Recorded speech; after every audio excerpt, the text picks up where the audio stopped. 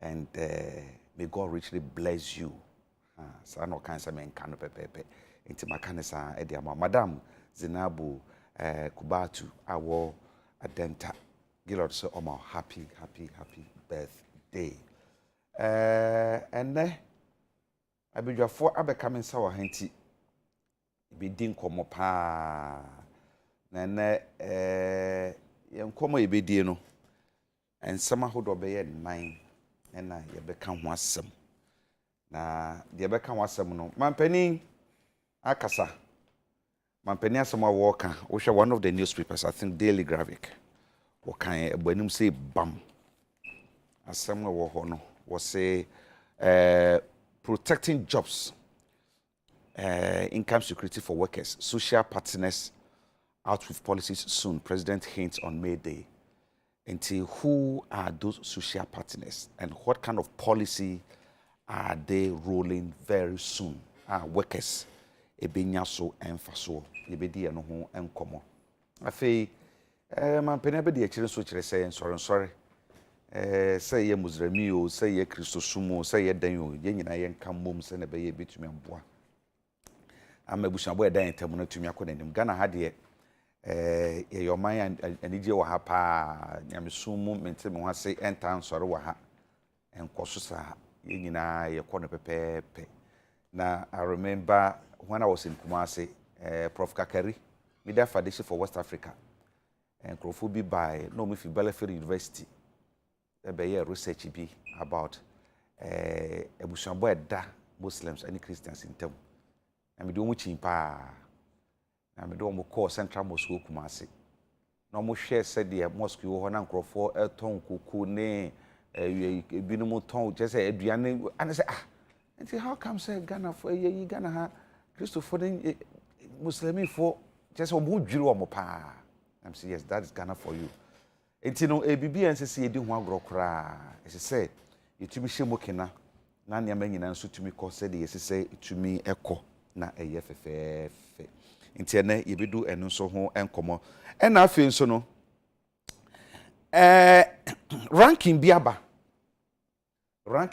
eye Reporters Without Borders wo mo kire say o my Ghana ye press freedom atiaba fom si hwi na omuma instances ahodo a obetumi agina so ede akasa nsem ni nyina ntiano so ye behwe na yaka wasem tiawa na fe e-levy almighty e-levy kwese dan ye hya ase yentumi nka ho asem a ntia ne de kan ebenya kwan aka ho asem na yenya nka senia amanfo efele fa ho no mampeda da mahama abekasa na sem wo kan se NDC ba e-levy bibi mu gina no mu gina betwam na nyese ebia omo mpese ebetu ato na to bi wo ho a aya na eye twamene to yi nkwan de sine donko bese yi nkwan de wo betwam so bo ba ban mu a en sisansemi na yebedi ho enkomo na ena no pay menu aba fi bebi a obi amema wache long time no see no hear nti bibia eboko ene Honorable Alexander Akwesi Akwa didn't say a kwesi akwa na say akwesi akwa Alexander Akwesi Mafu Akwa say Mafu kan dey my former no say na ka sanka bitumi be panel peace ananka ona ye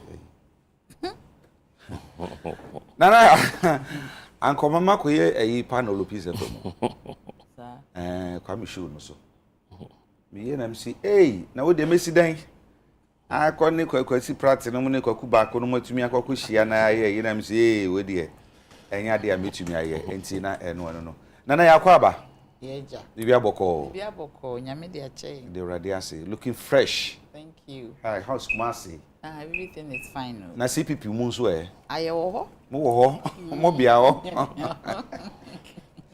onyame be hwe o hwe mo aburo so kra dodo kodjo dankwa aja kwa na bibia boko akoye se Kumasi bronu bidin baako edi dan nyame ana baako eye da aban kamia ye se dan nyame ne de aja eye na mu maka da aban no eno ne ye hwe ni mu se aban ne betoto ne ma yie na wama Ghana for ya fa ntoma pefra bize menum yenu na anim se enoman mu a ye we ye mu no ye o how amanehunu kodanna ana adokoro Ghana fo nyina etiaja ubisa me a me de se meti ase mo jarudi afusa na teche mada bodwem nko ade empanyinfo se ofa wansene ho abufu a obere ukuroti ye be fa ban dwumadi a wodi ne toroka no ho abufu aha ye nyi Yankopon aye eti ye ti ase mo jarudi afusa nya ye eja na ya ansa jo me da se ise kumase bro no na adani politics or to ho amana to be afa pepe me da se okay ye hwe mama ye hye kakra na ye hwe the ebusuabo edra Christopher ne ye nkramofo entem ye hwe no na ye hwe se ye kambo mu a na be ma oman no atumi akona ni okwan ben so na ebetumi afa na ewom se ye ne nsoro do ye betumi akase nsoro do de generally no ye hye da ni problem wo ebusuabo eda entem no hokra ye nyira entem ye kama pa but the kama na chi no ede na ye betumi aye ama the kama no mfaso abaso efa impuntu ohu titru pa ede na betumi aye ede forma impuntu atumi aba na aboye nyina na ye say oh Ghana de okwa Christopher ne kremofo ntemu ye kama by the end of the day no impuntu essence to me can to me anka benefit be ne bitu nya fasa ho kwan ya Yakopon de adom ye kama ye ladies first and me share fruit so say me hu watch enti me de share fruit mama be se ma be enum bi na efe ye nka no wasam na ya to aso da se anopai me de nchia be ma wahwefo nyina me de nchia be ma me CPP for mpanyinfo any me Ashanti regional chairman Manuel Gallo any chairman for nyina omo CPP regional chairman for nyina omo CPP minua a very good advice na His Excellency if Mahmoud ba umi anyasa say nyina say see come together and strengthen ties about religious issues for Ghana who difference ye nchichim obi ye Kristoni na nadamfo eye kremoni obi ye kremoni na nadamfo eye Kristoni ebinum kra to the extent say omutimi ware ni kunu ye kremoni na ye oba na ye Kristoni it's not very common but ekro bi so you will not find it like that. There is a clear demarcation me kai maybe na me kwa Arab country bi na me drew airport na me she cross oba na she da bisa me say me cross na se kire sen and I'm see me Christian me born again Christian. I believe in Jesus Christ. If I show me the miracle crash him as if say you don't know where you are. What do I say? In that situation now it means say almost some religious intolerance. Me so they me cross they me fe ni agro. Inti no what is in Ghana is very beautiful. Say ye nyina no ye bomu baako. Say idi ba enye kuro be me sure amanone omo ye Ramadan am ekuro bo ho enye holiday. What am I say? Yeah. But the acceptance is say ye nyina ye baako. Say Christopher wo holiday Muslimi for so ye den omo so holiday. The sad day we no me kai say His Excellency Jerry John Rawlings and a day by na idea bi a woni ho de ba say it me born na so or the buy for that unit ye nyina enjoy holiday no ye nyina yesusu nyina me kai those days na Muslimi for mo wa aboabo ene ason ase wokumase ozabunzo ngo mo de aduane breye na yesu ye Christians yesusu ye a yesusu ye de aduane kokoma edi bronya your family muka me say my family half Muslim okay and a half Christians okay and we are together. The former Ahmadiyya omo no Amino no ye me offer. Oh okay. What I say inti no we live together as one and it is good say His Excellency Mahmoud Baumi I remind you say there is the need for us to be together to strengthen ties and to bring about development. But what can we no Muslimi for so sometimes omo habitation so hwe nima omo habitation bibi asi etimi ehwema wo nima e baby I always wish say baby a ewo no it could be redeveloped into flats kama na ya mankrofo ayeden a movie in okwa kan yesi ya more resettlement no masan aba but resettlement no dey no call baby outside baby a wo no a emwa What am I say? As a CC, I reset to my Sunday or more back. But flats should be flats, fine. You see, it's missing my home.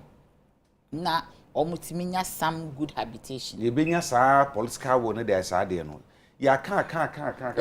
You better name a Danny Hifapu. Yes, village. But you can't manage large, you never saw so. You bet me a name a Danny village. So you're Penquadia. This shouldn't be a difficulty. And your name, uncle, you bet me any slam or gun at Danny village. Nenipa who say it doesn't matter your income and also your status, ultimate na village.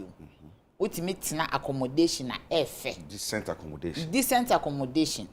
Ultimate say ehwote. Intine de enye ni mankwa no ye mfa to ho keke ba bi bia ni party a ehwo nye no. Ese say yetimi ma ehwo ye kama. Government itimi boa ni esisi adan. Social housing. And yet the fact is maybe a area no krom nti yes ye ko reset wo mo na ye de ababa be ye village o ne ye de amabon ayedin. No matter what ni almost so deserve say omo betina baby fine me kai those days are no so omo tonton cantonments diary developing into flats. It ended up say a single unit houses esikafo na san kokotoye. We should make our citizenry no matter o no say ultimate na baby a oye de ho beto a eye aban na approvide. Eye good say aban betimi approvide social housing for for any social housing, affordable housing no enya affordable bio. Oka so bi nkonkoto affordable housing is about 183,000 Ghana 200,000. Nipa say na betimi enya say sika no. Ohun bi mpo da. Ohun bi da. But there are also your friend say materials say etime boa ne bo nya din prefab obetimi aye ne kama. Na ba bia was slam mu bia no. Yetimi aye Ghana for etimi aye CPP a back power. Yaye bida. That is what we are going to do to make sure that Ghanaians have affordable and decent accommodation. And your accommodation I would do sika ba beto. Aban CPP aban be pe sika ato ho. Na ye de asisa nan ama nko Ghana for enya baabi atena. Na omunya baabi tena ometimi enya adwen no de aye adwuma ama Ghana ye den etumpon. So okwa abrochi a yes social houses bebre bankrofo. Ukọ pension kra wo da so etim. And yes, I would do sika bekwa. So person call your mortgage now, fine. But there's also the opportunity for people to get social housing. So it's a great call. But as we are talking about a call to be together, government should also think about your living conditions and the cost of living. Okay, that's it. Rosie, Minya, Minfa and Chiakesi am our here for. How much also? And Adekye wo achimda. Ene omaji bre ehweme bese bre kakra na media bo manfo nka yese meme da ebe na your former chairman, the former MC Ora Kwabena Bempon your co pedal crabre. Oh, okay. A year kese the 1 week no your president Yadom Ebejan ye and untino we ya ebe ye hwese empanimfo a omunim Kwabena Bempon mo a odi aboa NPP in general Eastern region any NPP achimda no omu nyina ba be kaye ho ene abusua na yama ye papa no Kwabre pa afi nso mesan de congratulations and some kese e de ama ye nkrofo a na watwe wie ye omu na akọ elections na womu edi nkunim say Eastern region elections no ya ye ni nyina apart from 3 constituencies media ka ho bi me ho achimda ekropon ana say ebu akwa south chebi me say na akeb womo a aka aye 30 other constituencies na no womo mudi nkunim no ye bo bi abaso womo nso a anye yi ama womo no yenim say womo de mahoden eba betai womo mudi nkunim na chi womo nim de na ye nyina timi aye adwumaden na ye de asom MPP na ye timi breaki 8 no na Ghana for any da so a we so no yetimi atoa so aye adwuma e de aboa na watwe wie ye nra na yenua no muslimi fo nso e de omuchiri we e ba na wie ye na members of parliament we ye den ya babia no say nye a very big Muslim community ubenya zongo ewo honomo eno ti edu say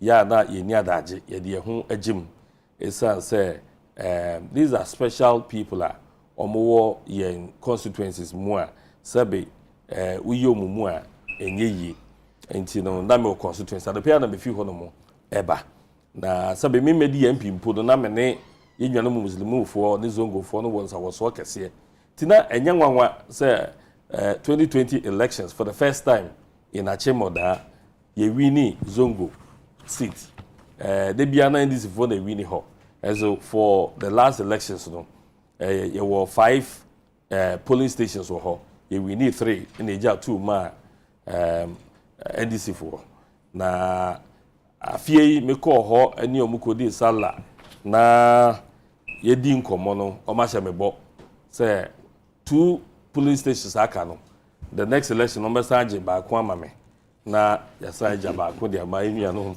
NDC for na but say NDC for so ni abre pa say Eastern region the next election no oda e o target e sign sene me di zongo no to me hunti but adia ehia kese e wo ye sala ya ye di ye yewra vice president his excellency Dr. Mahmoud Bawumia ensemu a oditu odwa menua religious tolerance eye osom ahodo a ye nyina ya gi yehutu mu no ade a eye very important ewo oman bia mu yabeka no say the human being onipa bia no eye social being wo ye social being so dia aya na ogi deity bi di ana ogidie ewo nyame bi mu na sabe obi ohodom o si won ye hwe kura nni. But in his daily life, he practices faith. Because faith, they say, akonya we si hwe, me gidi say, me tena so a, emume, and that is a practice of faith. Itu obi a say, minje hwe ni kura mpo no, na namo tuo ni ade nyina no, gidi eye adwuma. Nti no, obi no obetima kan so onye hwe ndi, bibia no gidi wom. Na obi a ne gidi, ene osom bia nso, ene senia ye kono. But Ghana no ya boye ho modern ama ya ka ye ho abom ama kremosom ene kristosom no ya tena kama ukọ miemie bi na uhwe senia entokwa ewo sa osommie no ntamu a na chese ye hwe ye de no a ya yire ye ho abọ ho ban na ya nipa enema bi wo ho no mu a se utimi achieve a na wan value a efiri wonsa na se ehwere wa na obehunu se ehu won faso pa sabe ye hwese ne a man binumu religious intolerance emma entokwa esi wom hono ne ade a na je se ye mu bi de se ye de beka ho a ebi beka ye de ho a nanka aha adwene enema miensa na eno a yewra vice president di tudwa se ewo first sekremosun mu a ewo se ye hye ne nso selflessness, generosity, and compassion towards humanity. Mini asanya mami ensei se obia enye kromosomu pe ekrusofuo ne ade nyina no timi de sanya mami ensei eye adwuma obroni be fa ne say we need the hallmark of our development.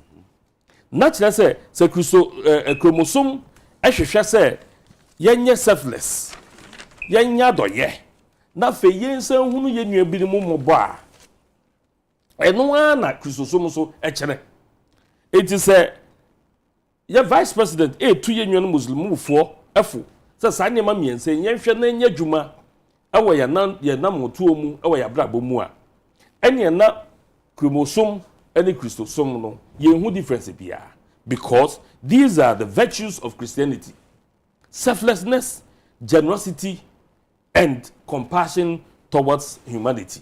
Na sanye mei eye niema se ye de boye ntoma no ne ye de nante ewe ya na motuo biere mu ya dwuma mu ya ma ya kuo mu ya kasa mu ene ya nipa sitra dada sitra mu nyina wo man ni ebekọ enkai o man ebekọ nanim na se uwo o man na se osom endi mu ewo mu a obi aye de opẹ but minim se be yenwan mu kremofo se otu ana mo bi asanye ma miense vice president e dia to dwa se eno na ye fareban chromosome no ejina so a wohwɛ saa nneɛma mmiɛnsa yi a ɛbɛboa ɛma wana moto biara no wotu ne yie ama na boa the ɔman ne mpuntuo ɛno nti yɛnka no dodoɔ megye sɛ the other topics a yɛho keka yɛ sɛ yɛbɛdi ho nkɔmmɔ wei yɛ vice president de ɛto dwa yɛgye sɛ every year biara yɛdi sala ɛho ɛnsɛm ne ba me yɛdi ho nkɔmmɔ but yɛbɛbɔ yɛ papa ɛyɛ chief imam nso aba so ɛne ne office a wɔn motimi aboa na ɔma manage chief imam no to an extent say why a national character to an extent say ɔno ankasa nso exhibit religious tolerance say the birthday chief imam timi ka say be kwa kodi wa sorry there I mean a example nneɛma yɛyɛ ma edi adanse say ya ye krado si yɛbɛka yɛ ho abomu sɛ ɔman baako ɛmfa ho ɛne ɔsom a uwom esan sɛ yɛn nyinaa gye di sɛ otumfo nyankopɔn bi ɛwɔ baabi a yɛsom no sɛ bia yɛsom no afa no ɛna difference wɔ mu a the ultimate the goal is that we are all worshiping one God. Okay. Na wohwɛ aban nso sɛnea wɔde ne ho esi hɔ no mo ɛboa yɛn nuanom zongofoɔ for the first time we have always said say yɛyɛ deɛ fɛ no Zongo Development Fund a ɛboa yɛn nuanom zongofoɔ for the first time a yɛtimi ayɛ policy a yɛnim sɛ yɛde boa na apagya yɛn nuanom zongofoɔ ɛnyɛ nwanwa sɛ the last elections no zongofoɔ dodoɔ na hu no sɛ sabi nyɛ sɛ yɛdi amanyɔkuo bi akyi a na yɛdi akyire a kɛkɛ sɛ yɛdi akyire na mmom yɛhwɛ deɛ ɛbɛboa yɛn enti yɛn nuanom a yɛdi sala ɛno ana yɛgu kyiri am nim sɛ de nyinaa no atwemu hwee nsi kwan sɛ yɛbɛka barka de sala. Okay, a belated one of course but still nano a barka de ɛda wase barka de ne yanyeso yo kwadwo aja ha rakwesi akabi ana ya akabi osofra kakra so na ya to aja ne di kan no ma me sanso fanchia ma me fanchia ma honorable ene nanaya na me fanchia kese enkoma NDC eye party the teacher ni a oye leader of the party eye chairman of Uswampofo menchia no ene adwumaso a oye last week and ye koye ye last a year outreach program or Eastern region na ye koye no wo hwe senia nipa dodo no a agi twi agi kirada ebetai achi ehwe se ye beye program na koso no a na kamia ye se dodo na hunu se ba bia ye kono asoman no ye kodechim eti wo mo pese mu na rally on support behind NDC senia be ya moving into 2024 abato aye kwa akoto no NDC ebedi nkunim ne abegye Ghana fofi ohaw ne amane hunu a ye namu eye sabre eti mefa nchia so nkoma NDC fo nyina ne titiri woni awo eye epoi mantamu awo ehwe na wotie eye dwumadie aja ne edi kan no omampanyina be de akire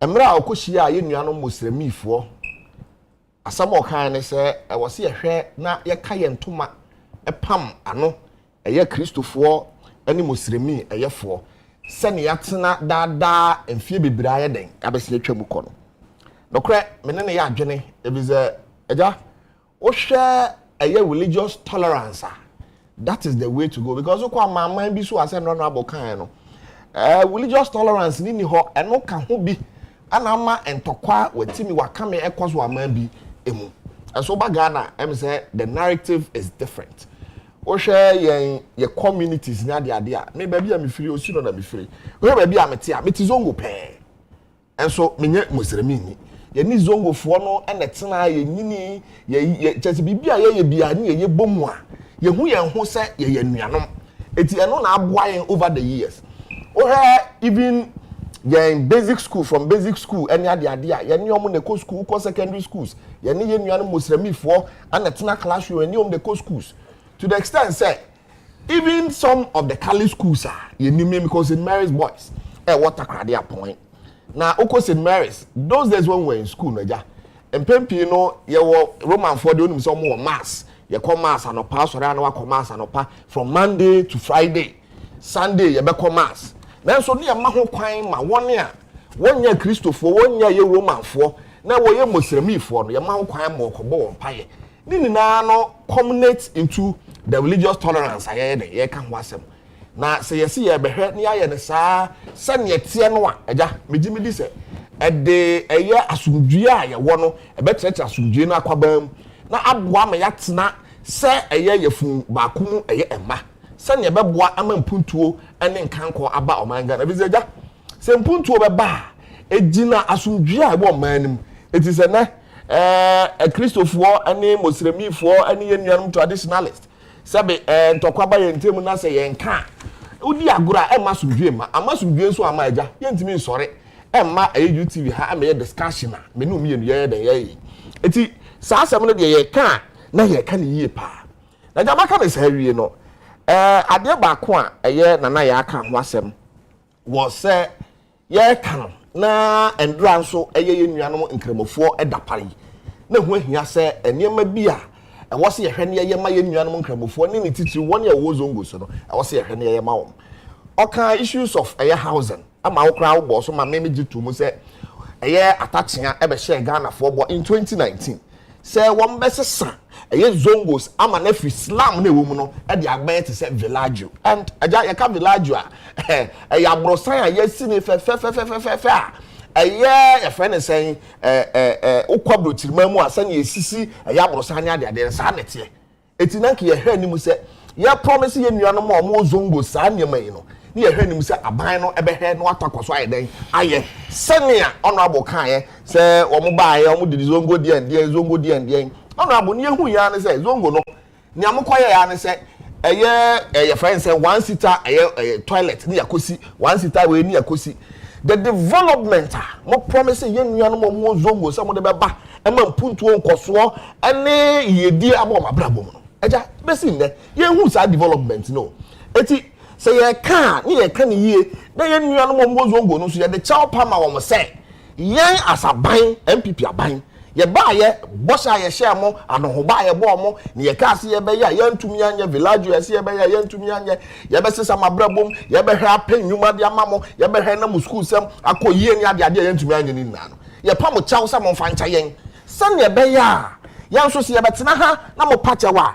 ye betumi anya de aka bia mamo ne ye betena ha na wa mpachaw na wo be ka se wabuwa ye nuanom zongofo ama sabe o masetira mu akọ aye jojo o kan sisu dia se wa ya ma o masetira o se omo policies omo ka so mo be ye omo de zongo ho ahwan bai ama zongo no se no emu aye yi ma enei kra no se omo ahase omo wini zongo enti odan kra no wo hwese the next elections no one of the polling stations obe wini aka ne wini no and eja no kwani nyame anim se na me di kan me kro me fi osi no zongo na mete e no ba zongo a eja aya asefem mobo eti ye besere se wa nya bibi ama wa ase asabe o mo no kro no eti ye beduru ha ye mfa chawpa ye mfa ahobrasiem na ye mpa ye nuanom zongo fo chaw kwajo bedase ye mfa nsia wo de ma hwe ya utichen ade se o che na wia abrante bi the message bi aba mpesa be kan no pe afi ye kwa next topic so o se needing the Henry Obisen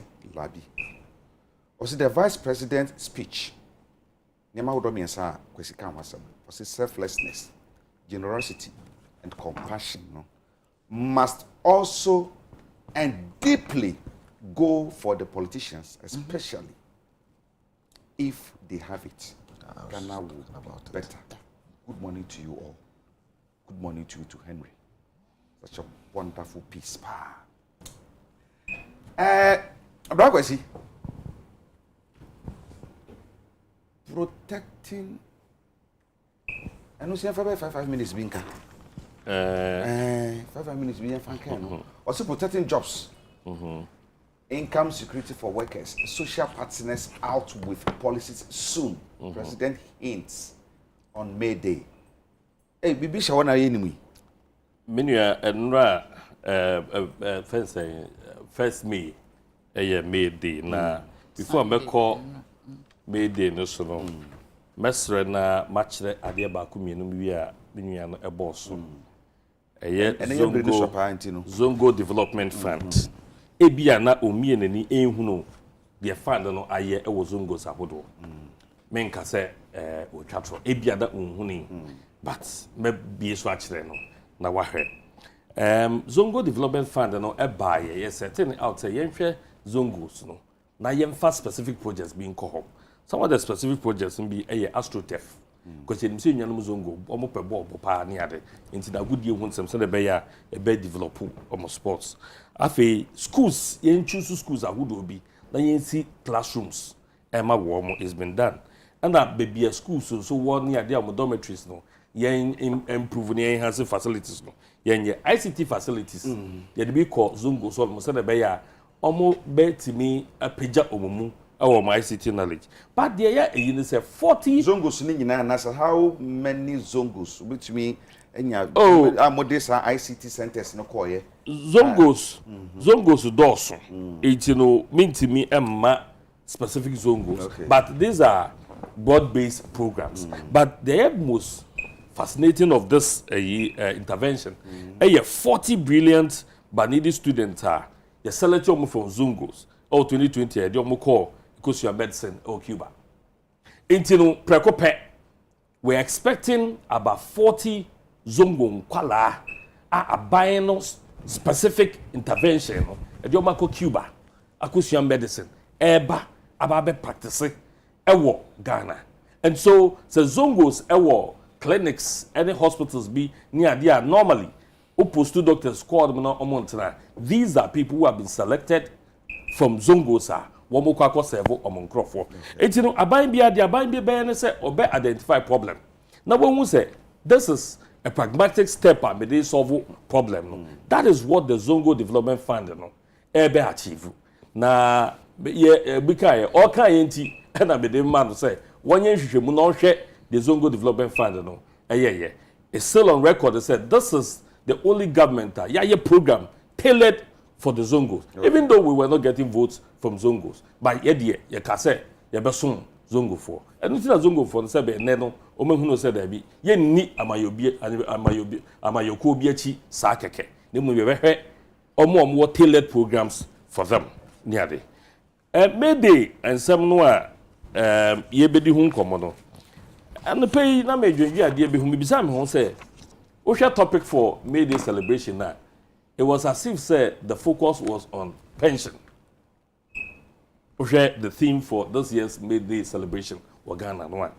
Na maybe say and then no yet no or see it me pray and there. Na ye hunu dear young cancer ye beti me a year for ourselves. Na fee yet me a planning your pension. It will miss a pension no here, but and now me ya branty.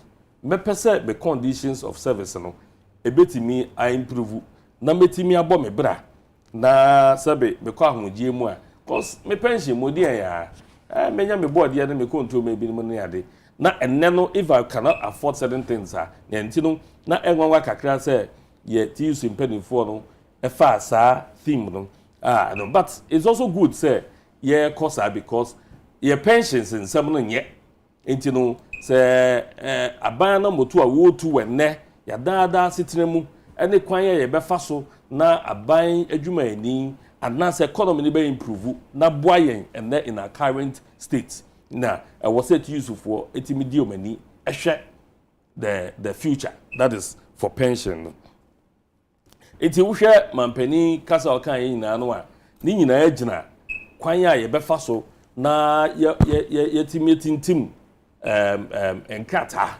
ene akwan ya befa so a ye betimenya policies bi a ebeboa yen na ye hu se daache ye nyuma ye no eho ewo yen faso because o hwe nipa dodo a ewo aban adwumam na sabe ebia the ogie no hand to mouth ni ade a ewo se ye specific programs bi a ebetimi aboa aban for pensions.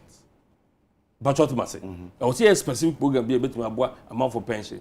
But fair. Say yet me a policy be the informal sector. One mono young majuma and a day. Or no one or juma. It is sometimes it's just about today. One many future don't. One more so in your quiet men neno almost getting into function into pensions. But they hear me and they say, yeah, Kayakano. And yet the economy.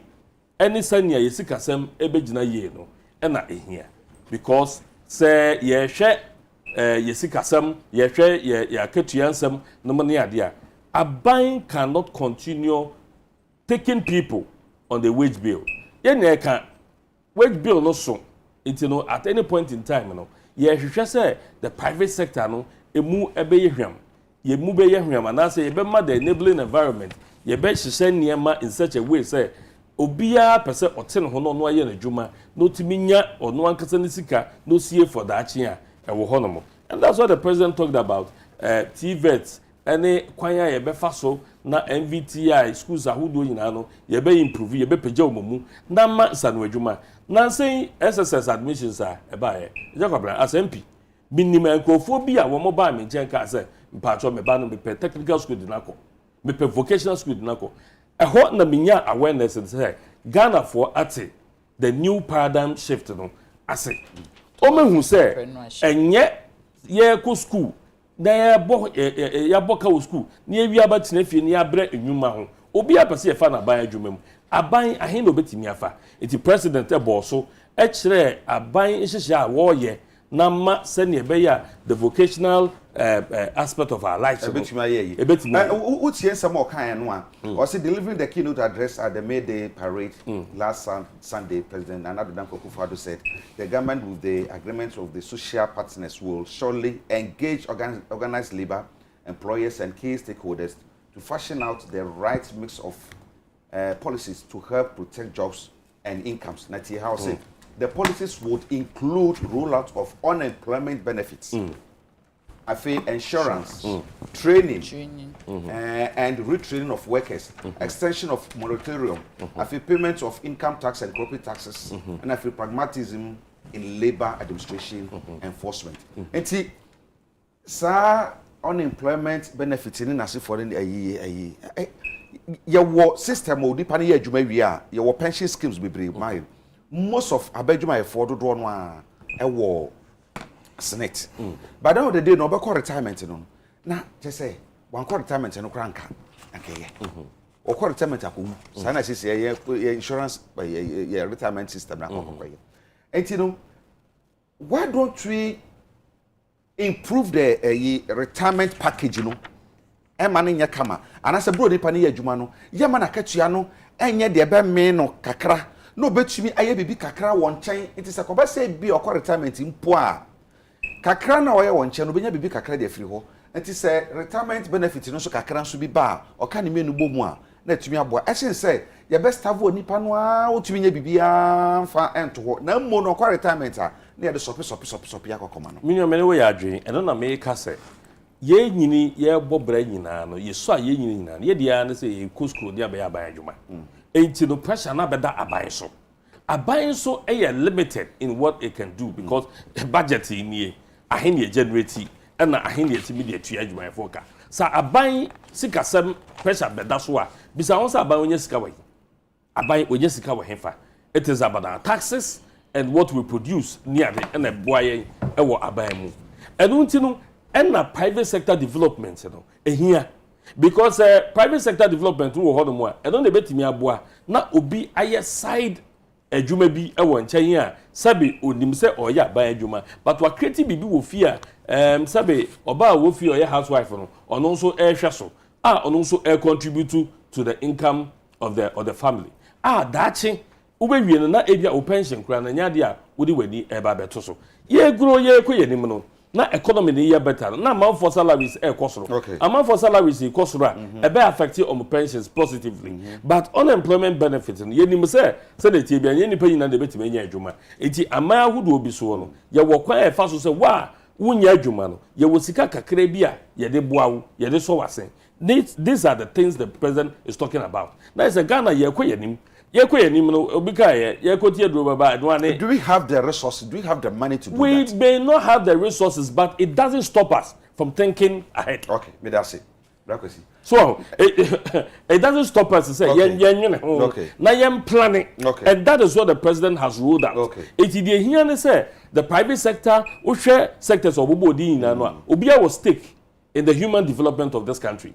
And until ye nyina e de yadwene ene yesu ehunu eba on board pressure no enko aban so na ye nya bibi ese aban when we know government is limited and then see na ye kan sana na ya ma me bisa sa question pa enya aban na ma yenya adwene se bibia ya aban because ye beto about promises ni bebre na se kwasa ye chebo se ebia promise ni bi ni se ye be ma uko hand dan kra na ebetumi amosika kakra de so ase rent allowance se bibi sa enti waka cha me amete wasa me nto abama na ma rent allowance se me ne beje so be ya ma good ebia waka se bia wo be no wo be hwe kwan se health insurance be tua no once pe me ntua bio enti wa sha be bo enti wo na aka ye se to be dis ram to be hiha me enti ye ka na ban so one district one factory menya adwuma sa enti no enya aban no na ya ma aban no ababa ya aban me de me ato so bebre sa se de ye yi no ye hwe no na fei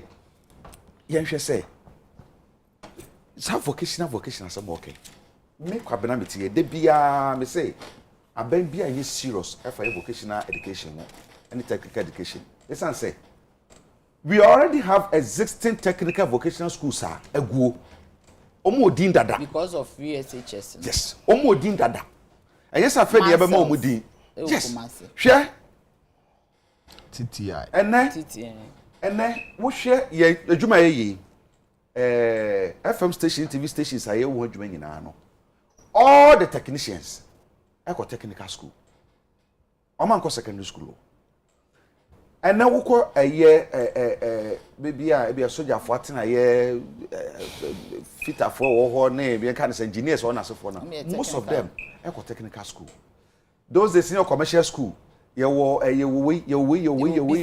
business school wo na sefo wo hoda da bebre wo hoda da omudi wo dan crazy business wo bi no mabubu de bebi nda so sisi wo wo just aban ni abre aban bi obebe bi ani abre a na so person ye vocational technical education e say ye den man so obeye.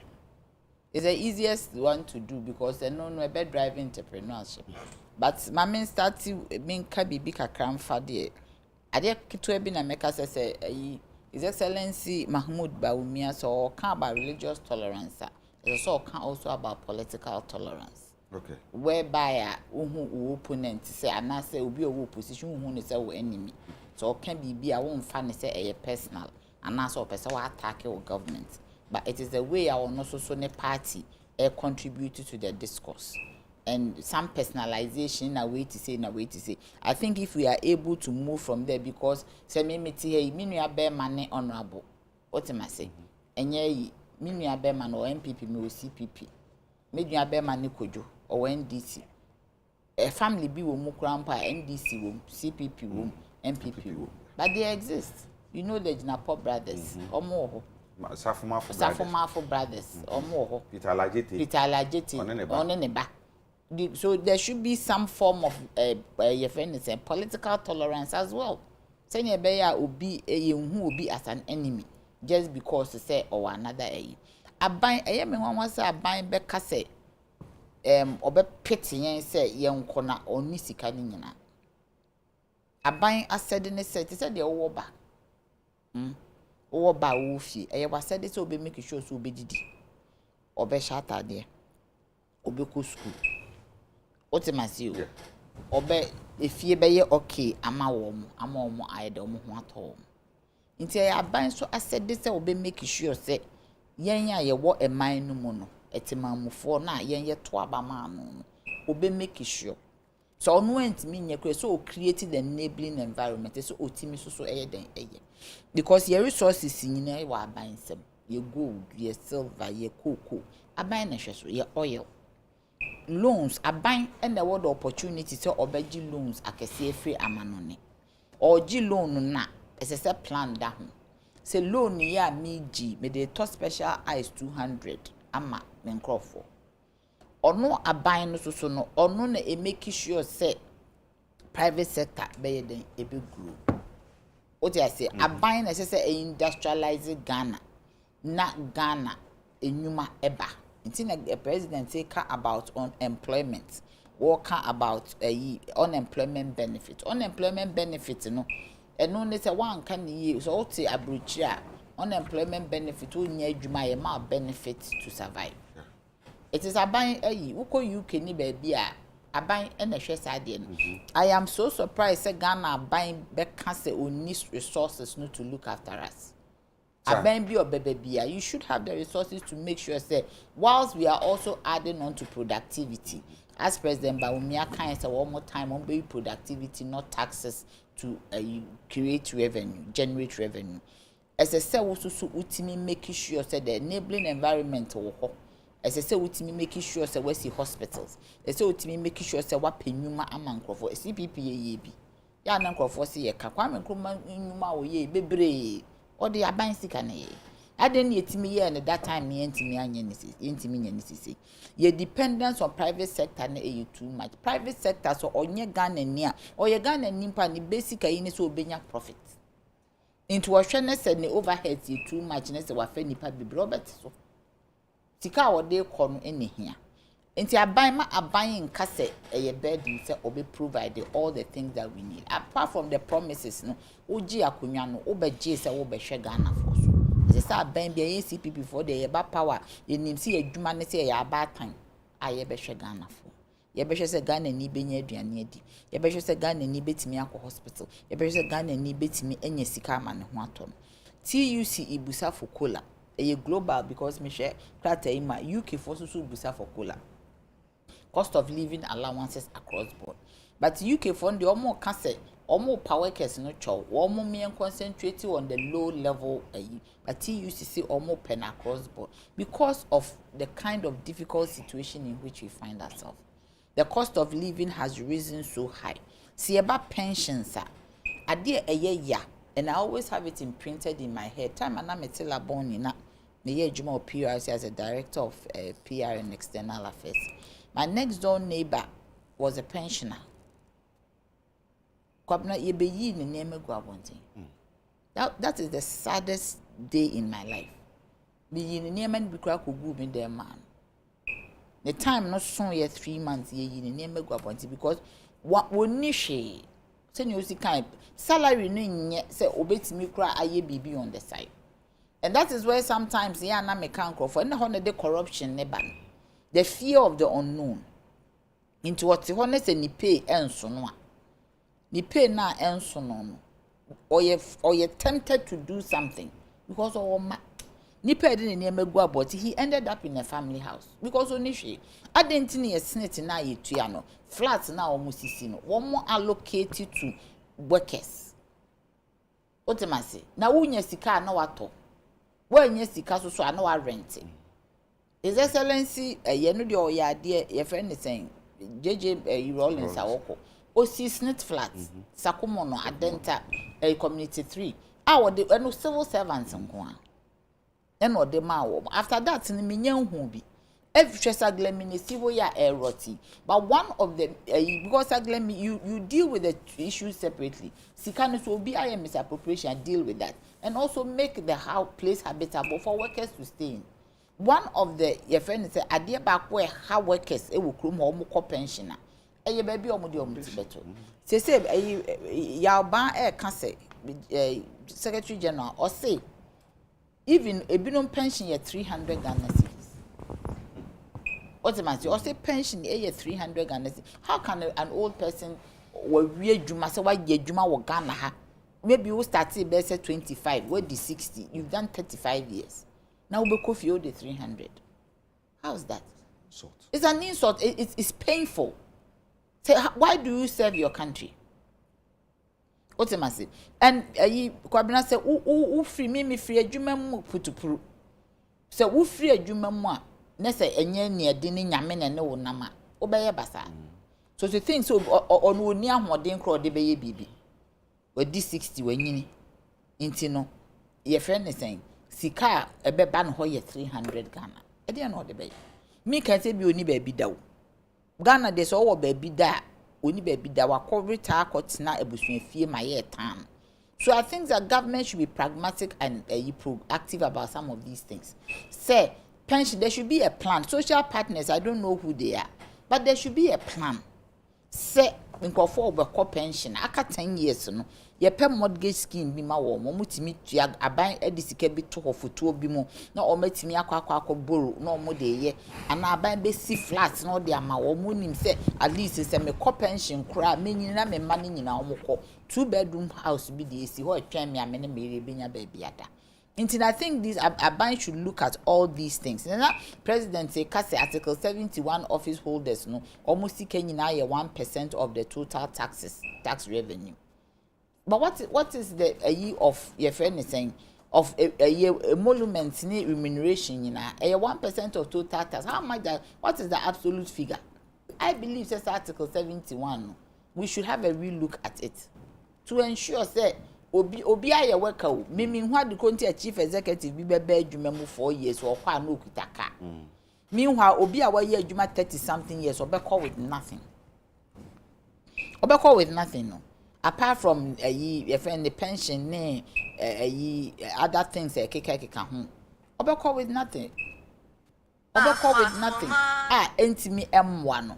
Into 1% of total tax revenue, Article 71 for Sika, emoluments and remuneration. What does that 1% come to? You can say 1% of total tax. What is the absolute figure? And we need to look at Article 71 very seriously to ensure that it covers most people. Obi biara wa ye adwuma no okufi ane ma bi wo so otime de ko. The small car obetimi use so person o use car. Baby odi ni tibeto ni health care yetimi pe insurance ma wo mo health care a obekọ hospital fee wa tuma ban otima se ene ni sika wo de betuto bibia di kakra ni nkontomre ni na mpesi ya wo ken hwe ayi minu abema kwasi enye obia na betimi aye business obu ho a wo di business to ne ebe she obegu graduate ni be she because wonye endowed so obey business person. Into won't me crampo enka say misika na meje ni medi beto nchen aye bibi. Into me believe say the amenities that civil servants, public servants need when they go on pension, it should be made available. Housing, health, the all man kasa wo more asset them, you share more pension. What I say? Send the bear minimum say me some Ghana there. Na me yere me ho aso. Me da say. Na ya me da say pa. Far away, Junior say the Muslim community and Ghanaian Christian community should come together and understand each other when it comes to marriage. Also, we be here on the panel already. Obia carry here no. You see the here be no. Because you here for 3 minutes be a papa na fiemra. Rating now. Reporters that what they say Ghana. I think Herald Moon. Herald in some other newspapers said up from 30 to 60. Say yes, so I think boom and share no so I can afi ye levy a Muslim best scrap and then the first day of ye levy introduction until the yanka when it na fi enko no so ye di kan no ehun hia se ye bo adwumayefo omadwuma ho eye ban na se oman bia mu no se amanfo ni adwumaye na ye bo ho ban na katua a waso mo nsaka eboa masomdwe ba efise se me ye adwuma na me sore a na me kwa adwuma me nko se me kwa ko wie obi ana me fa tu ana se kan akokoro no bo eno nti no empempi ye ka se obonsam pa adwuma ma ne oni adwuma ye den eye etise ansam a ye kan eyade ehu hia yie pa for yen as on my mapa na eja ade ba ko a ewo se ye bisa ye ho no se omampanyini ekọ gina eye bedwam a okasa about eye protecting jobs ewo made na ewo si ebisa ho se anyenye bi omampanyini okasa ye protecting jobs na kra na enwuma na he ana wo baaye ana wo create a wo pese protect aja ubedi made adanse se omampanyini na adan kwakufu ado wo baaye enwuma edi nwuma wo create bi permanent jobs a ye create ama Ghana for anya adwuma pa aye anya katua pa aye no abai won create bi ye wa create de bia mo de bo mo safo se hene eye ne ye frɛ no eye napko ya eno mabunu ye no eye mfie miensa ena me no ka sei napko ebi no matimi aye napko be mfie miensa be ye be afe ba ko de ntwe ebi no ka be si ne se me no ka sei enti nyuma be no mampani wa create a eno wo ka se ye mo ho bai ye to so mie ni anim ne se won create nyuma yi kura wasinya Ghana fo nyuma bebre aja nye di kan eye ye nuanu mo ye adwuma o banking eye sector me no ka say ye na ye nim say aban ye gu banks mako enkron banks no gu wom no anka ban betimi ama banks ye gina ne nan so ama dwumayefo e no ma hwere om dwuma. The last time I check here, over 30,000 workers na lose om dwuma. One bia as you lose om dwuma your friends and small your friends and savings and loans. About 500 of them mean na ban by you abegu no. It's a deal dwuma na bank ogu for work ho ansam a was so person protected. Yenim no yenim say yenuanom mo etu fam agudie ye de yenim say illegal mining ye fan galamsey na nye ejanu po de nka ugu no a ye ne ho asam ka na mmom woni a woye legitimate miners a woye Ghana fo a empo na nka waje enkrata a woye adwuma ye frɛ wom small scale miners no aban ba isa okay wode tabo no betu nyuma wo ye so esizi om machines e de ma party for say party yesika omo fa nkotu galamsey aye chinkofo bi ene e wo tape so a no wo kasi wakotu galamsey a wode excavators ya nanka small scale miners dey season no and wode go this adwuma no say sika ni na woje ye no wode ko he won chenni and wo che no di ye enti e bi enwuma no mampanyini wa create enu nti wo be ka che say ye protect enwuma a wo ho yenum kra na e bi yenum say enei ode momo bay ene be ka ho asem enne momo ode levy aba betosui enu so enwuma nko a ebegu no ye over 500,000 jobs because emabunu a ye university abo asesa yenim ba bi ye de yesese bebo na ye nya bibi kakra ya tete emowrem ana ye de akosete momo vending shop na ban by was so the levy ba na enu so ba begu ye adwuma ni na aka ho bia enu ama Ghana emabunu se be adwuma wo se ye nya kra wo se ye de ye nya na se statistical service friends omdo betu dwa say 13.4% unemployment rate and rising from about 9% and now e ko 13.4%. It's a emabula kwasese oja it's omampanyini nanka media ni wo kono nanka chawpa nanka hobrasiem obeka kire Ghana for say enwuma me ka say me ba be create one district one factory me ba me nsi ho agye no me ba me hwe emfie mienu odam anim me be hwe se meye na mabunu maye den manya adwuma ni bia den aye na mmom nsem ho kan no me na me hu ni ti ehu ne nan ebia wo hwe enkrata ani mu a ensem omampanyini kan ade ba ko kan agya tie ni o say protecting jobs and income. He said also required government to provide adequate support to enable the private sector to retain its labor, saying the private sector-led economic growth is the most conducive way of sustaining inclusive recovery of COVID, blah, blah, blah. It's your person actually said, I was a buying no boa near creating enabling environment. I see what you say, I want to say. Enabling environment, a buying and creating, and then the the economy, baby, I could do. Baby, inflation and inflation yama boy dinti a private sector they are unable to thrive. It is a private sector sabi send na me your bana kano so overhead cost no e was so a ne be na say the dwuma no kra no oye no sabi obehe say one e also tu on kan what tete akatua no so one e also phone the dwuma no one phone the dwuma empo one e wa phone the da no we be lay be off, and that is where we are as a country.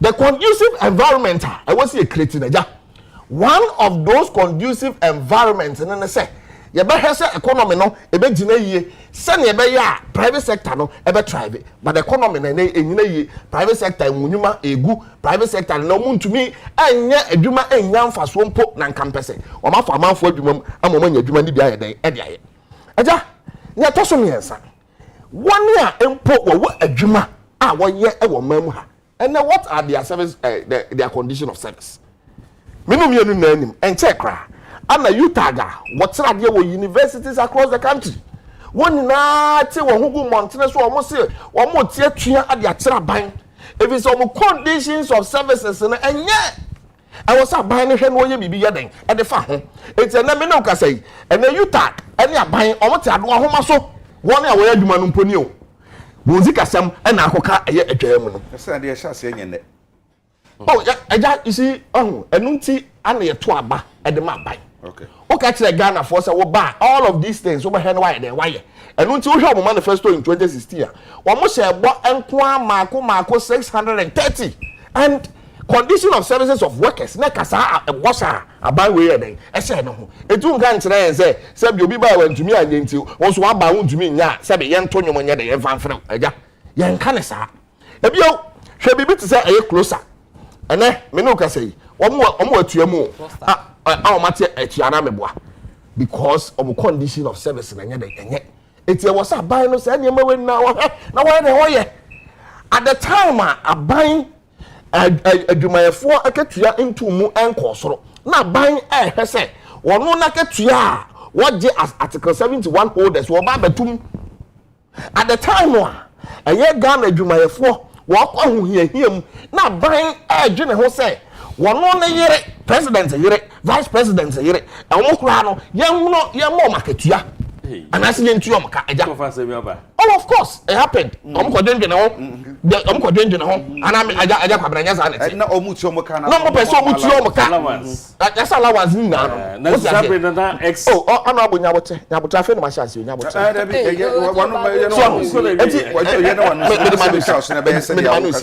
so at the time why ye say adwumayefo omakatua na 4% increment kra aye den no na ban no beto no na katua over 70%.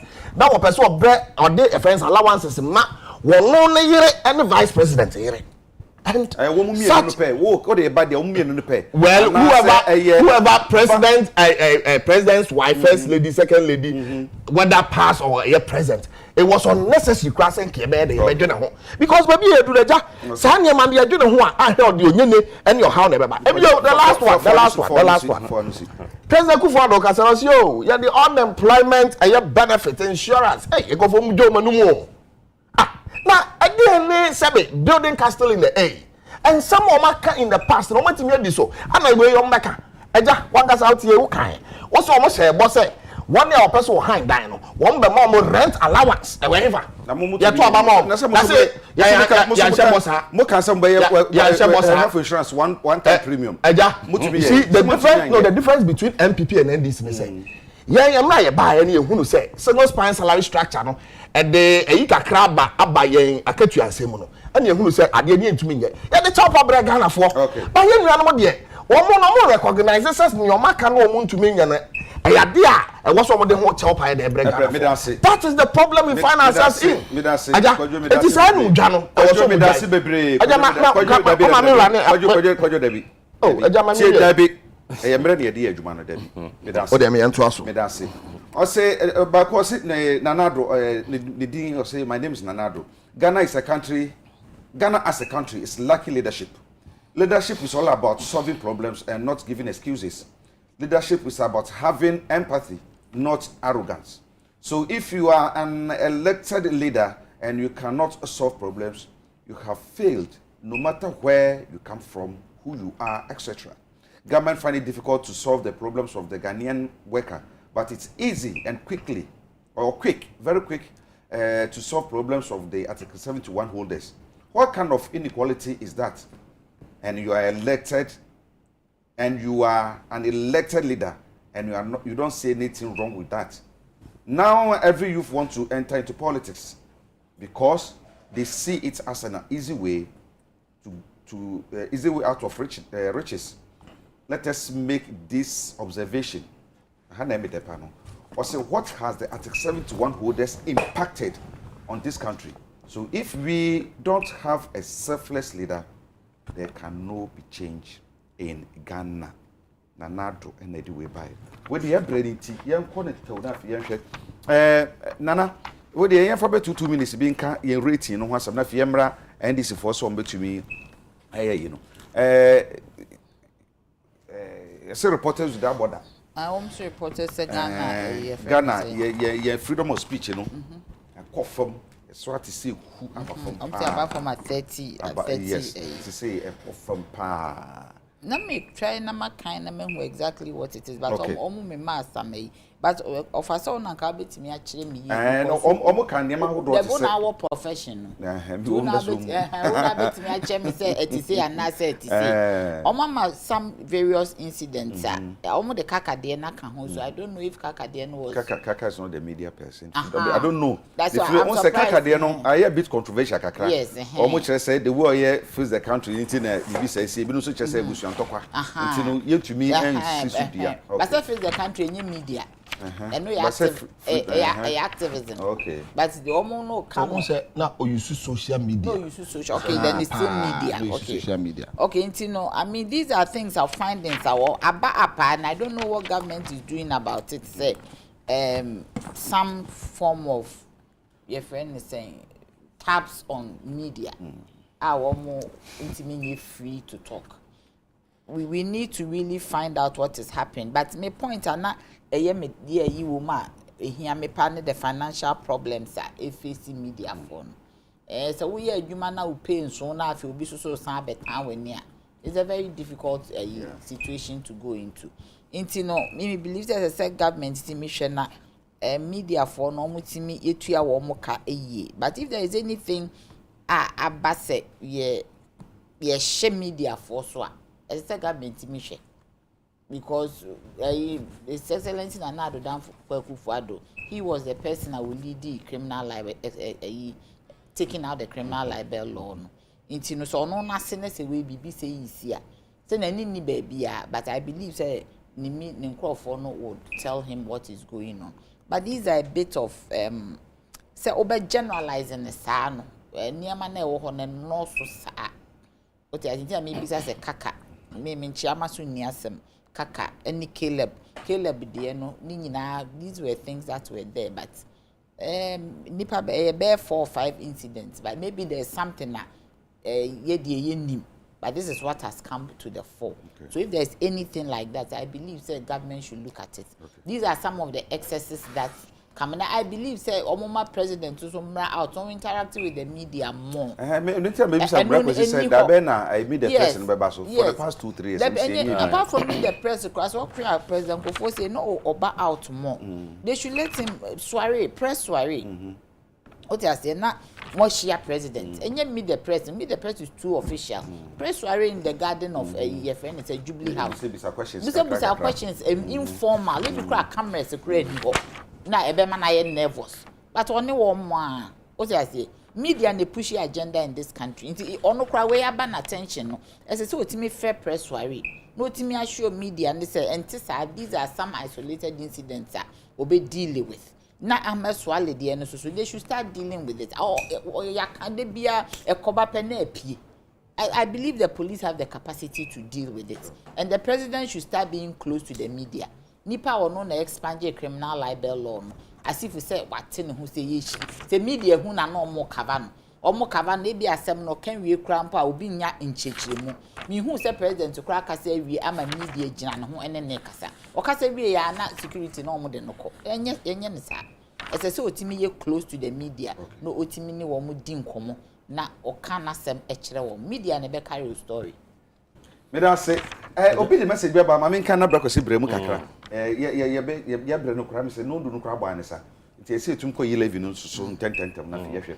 O say so you coordinate. O say good morning Ejakwabena. The structure for government workers better services is not working. There are more housing facilities that can be given on mortgage to workers, yet it is being sold secretly to government officials, politicians, gurus, etc., who rent it out to people. The TDC specifically and GCB are those behind this. The affordable housing are wasting gradually, especially the one at Boom, that's coming to 26. Or say our politicians should stop wasting national funds in the name of housing projects. They say scano you could share busa for Subia Maso. The Kakrana being no so na busian chenfa. So Koromanfo. It was and they say Bebre. Don't you know how to say cry? And once some because I make kana me Mahulu say minua dankwa Breakfast wouldn't when the family adwuma. Me must say for about 4 minutes. Fine, men for just 1 minute and yin sem bia no. Yo. And then we raise a lot of issues but me educating on that next time no.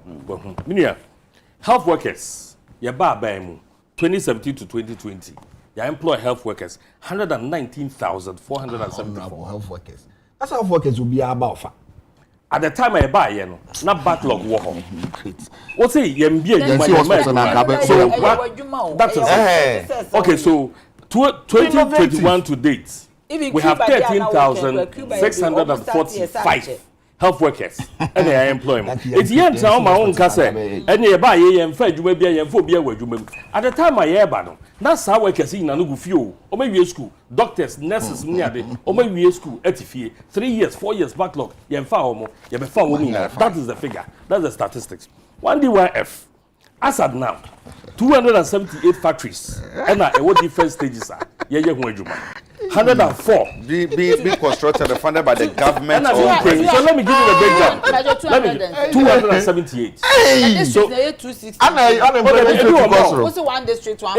More. I can give you the data. Factories, one district. I can give you the data. Okay. Who say it be a more. It be more district. Ashanti, you're 43 districts. But you're 54. You're 54. 1D1F. And 104 are currently in operation. 150 are under construction. And 165 out of the 278, new. That is 60% of the area in Ano. Where you the area from the Aba. Me percent into but you have figure be answer. I do say. But he find a work. And I can give you the data. Any. I don't see that we were about 12 telling Abra wouldn't say. Okay. Ashanti region 43 district, your 54 projects or Eastern, your 33 district, your 37. Greater Accra, your 29 district, your 76 1D1F. Volta, your 18 districts, your 13. These are me vice chair of the trade committee. So I am speaking on authority. Ejuma na me ba bekay. Ejuma 150,975 direct and indirect jobs. As Abreno, December, now 139,331. These are jobs I created out of 1D, 1F. This is a special government initiative. Ye boost to industry. I bet say import. So now say ama ejuma. And ye consumer near we know about these theories and we are implementing it. So what can say about me ejuma near there? About when you buy your car somewhere, now you have to go. Free SHS. Musi yentimi ye. It is a also unemployment benefit. You see yentimi ya. Free SHS hana mokaye. But at the end of the day, we are implementing it. NHIS, enye. At the end of the day, we are implementing it. It means and then on social media and adie bi abete video so abeka bia no. There are records of it. And no na over be season no, it will be played against you. It are careful. Propaganda no otobua.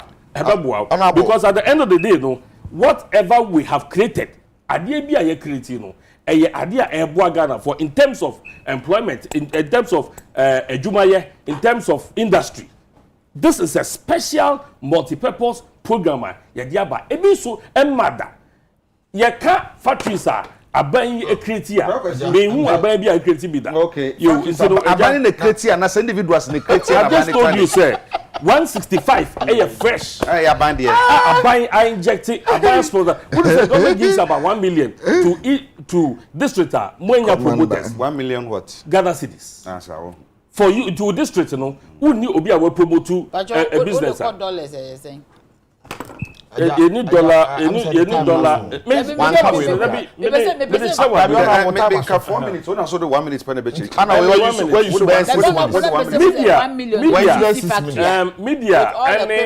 Media, any rate now, omode amai, ekem kakra.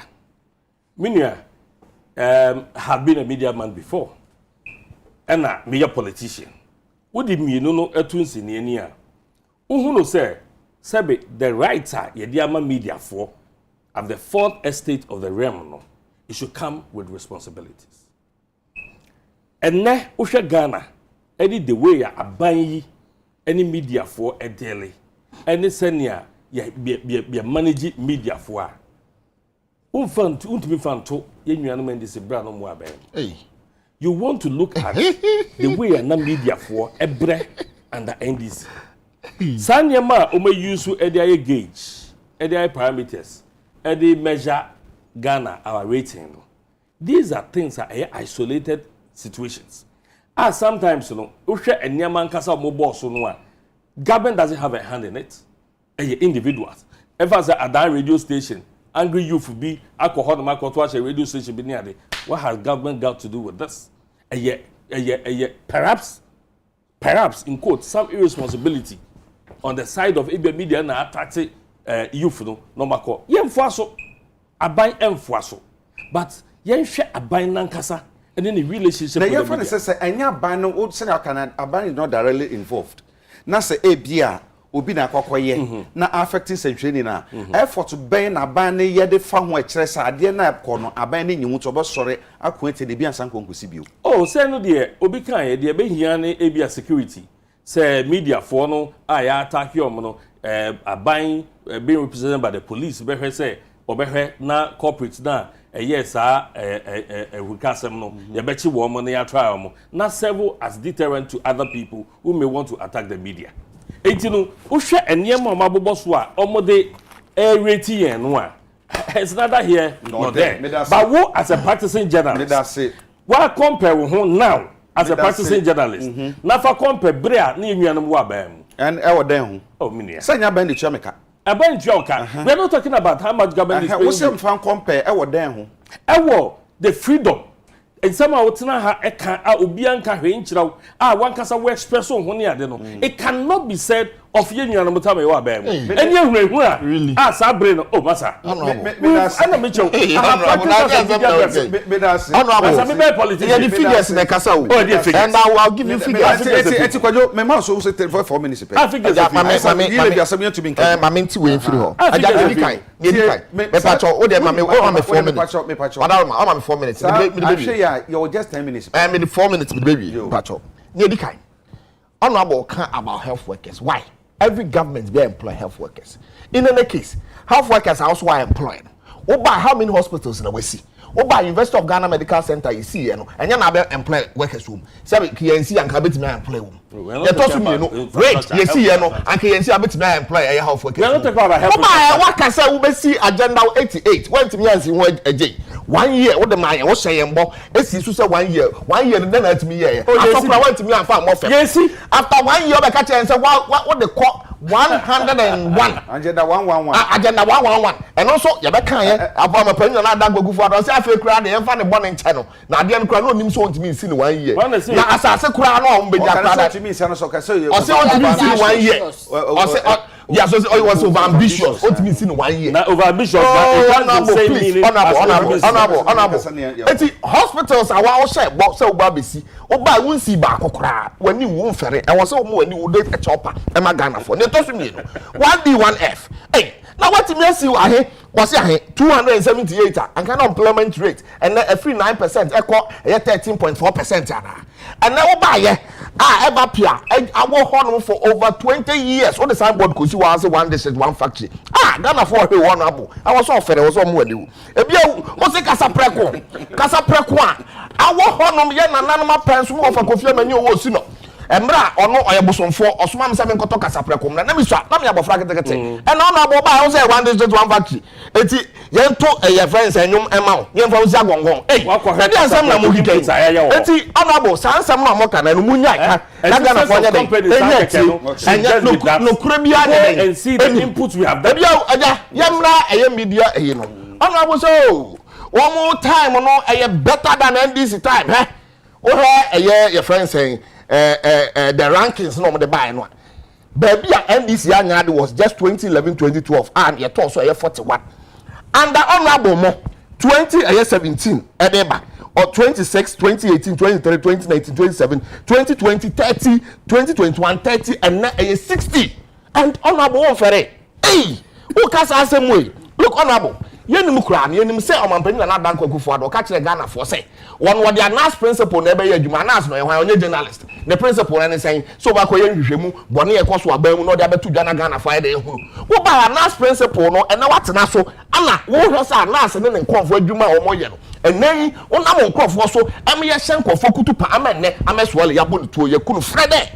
ehwema ko sisen ebia yenim kra yenim say Manas Azuria under John Dramani Mahama criticizing and now say Manas Azuria John Dramani Mahama is the most tolerant person ever in Ghanaian politics. Osinanado is not tolerant because wakoye hwem kakra and now mata no amadwuma wo ye kora ne no adwuma to ho Media Foundation for West Africa Suleiman Abraham wo se ye man so de ne ko abrotimam South Africa ho no ko bo no wadwa because na ya no ekete no epanadi ni pabro ebia wo ha Adekye no wo GH1 wono so koye hwehwemu a minister bi ho koka kakra bi na ano so makọ ransake ni fie na busuafo na omonkwa ede ensaniem ano so na osi yi ni firi ho ede ne ba nkan ne ede tu kwan se ne obenya ne ho ayeden edidim yenu na yen kan ho asem ene ono abo abetena ha wo se e won time e better than NDC time and I abo ebia wo ye no to nchaya nipa ba kwa wase kan asem bobi ansa so kai nansi a Rambo Star National Security akwa Accra FM ye the handcuff koche no ye bo no di tuo esisi no a na nya de ketwa ade ne koto yourselves and then why media man wakasa o TV so wakasa o radio so nti no ye mo no ye mpra no keka na kan bibia nan no kan bibia ade nti na ye hwe ne mra ne ne ye de ye Rambo Star kokoche no ye mo gabi Hemogabi, one so me patch honorable. One so ye de a friend saying national security corner so ekwa na yakayaka de and ye na kwaso wo mamu honorable so wo hunu ye honorable so won te ye honorable Ghana for hell Ghana for no munim ne yakwaso wo manimu and journalist one more man was some now sorry now with one accord money can of credit extra banway because yanyasa and I got my memoir basso what the MP no kind of credit extra banway and minimum say what kind of credit now na Ghana for woman gin credit be nim no creno on the board about to send it nekojo dankwa any obaya any honorable ya bomb abasu ya 11 musumbe ye free 2 minutes pe oh aja 11 You see, where your transaction be since I buy? Oh, Sunday,